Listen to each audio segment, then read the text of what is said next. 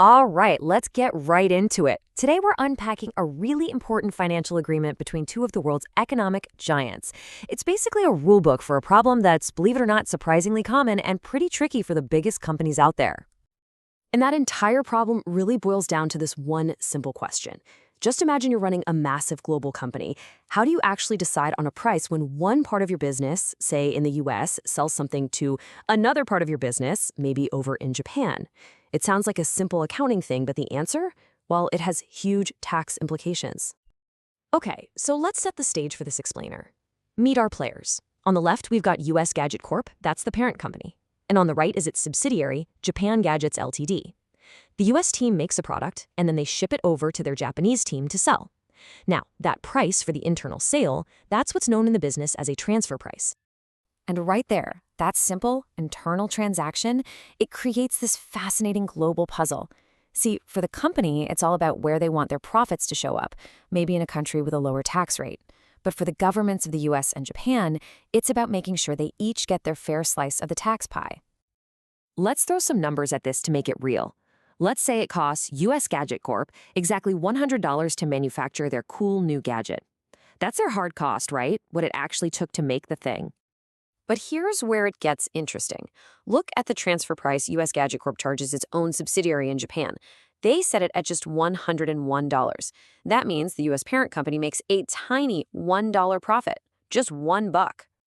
But then Japan Gadgets Ltd. gets the product and turns around and sells it to a regular customer in Japan for $500, a huge markup. And boom, there's the result.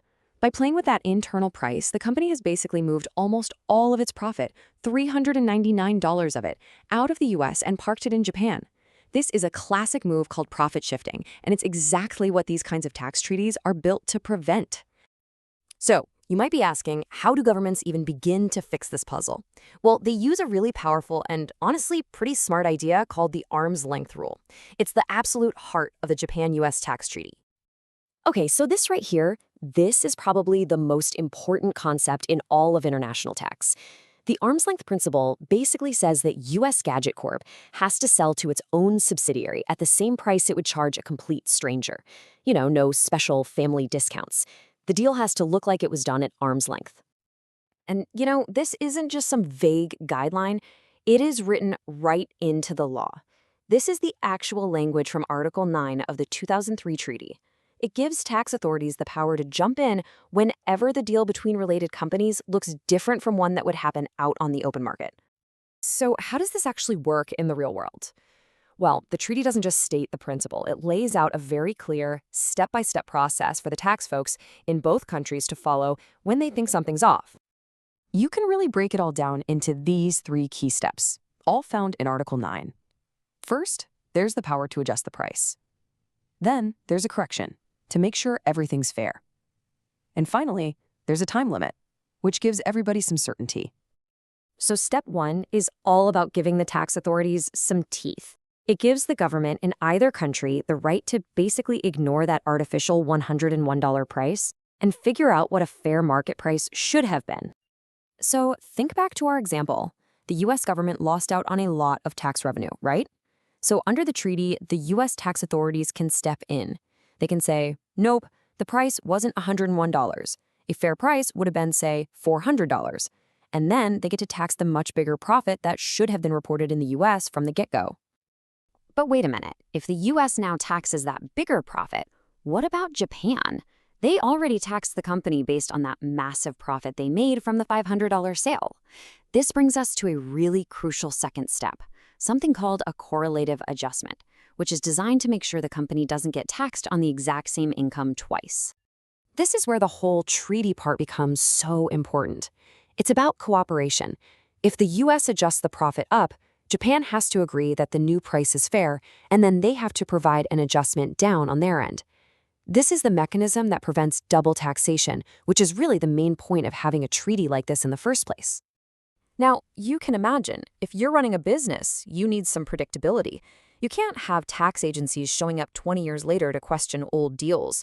And that's exactly why the treaty builds in a very clear deadline. And that brings us to our final piece of the puzzle, A country generally can't start an audit to mess with a company's profits more than 7 years after that tax year is over. Think of it like a statute of limitations, but for transfer pricing. And that 7-year clock? It's a huge deal for businesses trying to do long-term planning.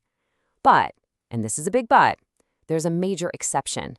That clock doesn't apply if there's any fraud or, deliberate cheating. So, yeah, you have to play by the rules. Okay, so we've been deep in the weeds with the mechanics here, right? Let's pull back for a second and look at the big picture. Why do these rules, kind of buried in this complicated treaty, actually matter so much for global business? So what's the bottom line here? Well, this treaty basically sets up a system of accountability. It forces companies to have documents ready to prove their internal pricing is fair. That, in turn, helps them avoid the nightmare of being taxed twice on the same money.